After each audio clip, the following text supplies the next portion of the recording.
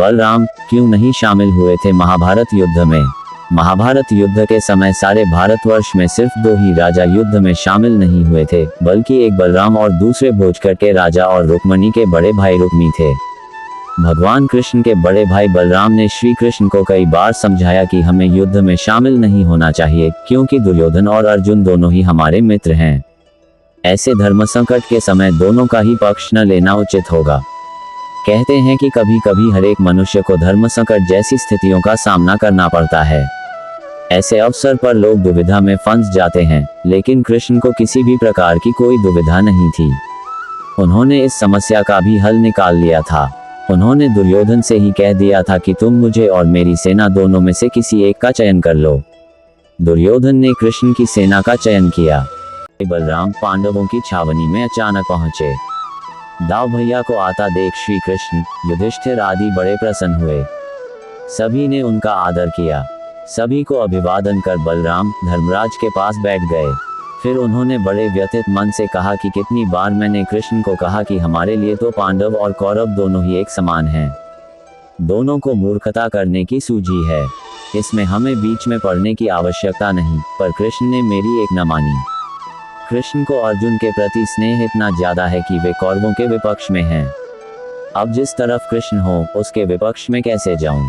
भीम और दुर्योधन दोनों ने ही मुझसे गदा सीखी है। दोनों ही मेरे शिष्य हैं। दोनों पर मेरा एक जैसा स्नेह है। इन दोनों कुरुवंशियों को आपस में लड़ते देखकर मुझे अच्छा नहीं लगता, अतः मैं तीर्थ यात्रा पर जा रहा हूँ। इतने शक्तिशाली थे विदुर, फिर भी नहीं लिया महाभारत के युद्ध में हिस्सा। ये तो सब जानते ही है कि महाभारत के युद्ध में पांडवों की जीत हुई थी और कौरवों को हार का मुंह देखना पड़ा था। मगर महाभारत के इस युद्ध से पहले की कहानी के बारे में काफी कम लोग ही जानते होंगे। जी हाँ, महाभारत की कहानी में विदुर भी थे, जो काफी शक्तिशाली थे, लेकिन इतने शक्तिशाली होने के बावजूद भी विदुर ने महाभारत के युद्ध में नहीं लिया भाग, और इसके पीछे की वजह क्या है, ये आज हम आपको बताएंगे। दरअसल विदुर के बारे में ऐसा कहा जाता है कि वे धर्मराज के अवतार थे, और अगर वो चाहते तो इस युद्ध में अपने धनुष से पूरी सेना को एक ही बार में खत्म कर सकते थे। तो चलिए अब आपको विदुर से जुड़ी इस कहानी के बारे में विस्तार से बताते हैं। दासी से विदुर का जन्म हुआ। यहाँ गौर करने वाली बात यह है कि ऋषि मांडव्य के श्राप के कारण विदुर ने दासी पुत्र के रूप में जन्म लिया और आगे चल वह धृतराष्ट्र के मंत्री बने। जी हाँ, विदुर धर्म का पालन करते थे और वे चाहते थे कि धृतराष्ट्र भी धर्म के मार्ग पर ही चले। मगर अफसोस कि ऐसा नहीं हुआ, और फिर धृतराष्ट्र जब भी पांडवों के अहित की बात करते थे तब विदुर ही उन्हें समझाते थे। बहरहाल पांडवों का पक्ष लेने के कारण दुर्योधन विदुर से ईर्ष्या करता था, और लक्षागृह के षड्यंत्र के समय भी विदुर ने ही युधिष्ठिर को सावधान किया था तथा उन्हें इससे बचने की युक्ति भी बताई थी। बता दें कि विदुर जी के पास एक बहुत ही शक्तिशाली और चमत्कारी धनुष था, जो उन्हें खुद भगवान कृष्ण जी से प्राप्त हुआ था। ऐसे में अगर वे चाहते तो इस धनुष से एक ही बार में युद्ध को खत्म कर सकते थे, लेकिन उन्होंने ऐसा नहीं किया।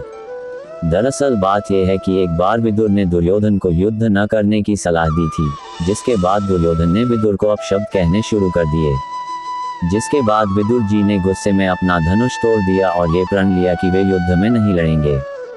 जी हाँ, विदुर जानते थे कि अगर वे युद्ध में लड़े तो उन्हें कौरवों की तरफ से लड़ना होगा, यानी उन्हें अधर्म के पक्ष में रहना होगा, और इसी वजह से उन्होंने युद्ध न करने का फैसला किया। इसके साथ ही उन्होंने धृतराष्ट्र को भी समझाया कि दुर्योधन उनके कुल का नाश कर देगा, इसलिए इस युद्ध का परित्याग करने में ही समझदारी है। लेकिन तब विदुर की बात किसी ने नहीं मानी, और इसका परिणाम ये हुआ कि कौरव महाभारत के युद्ध में बुरी तरह से हार गए और लड़ते लड़ते मर गए।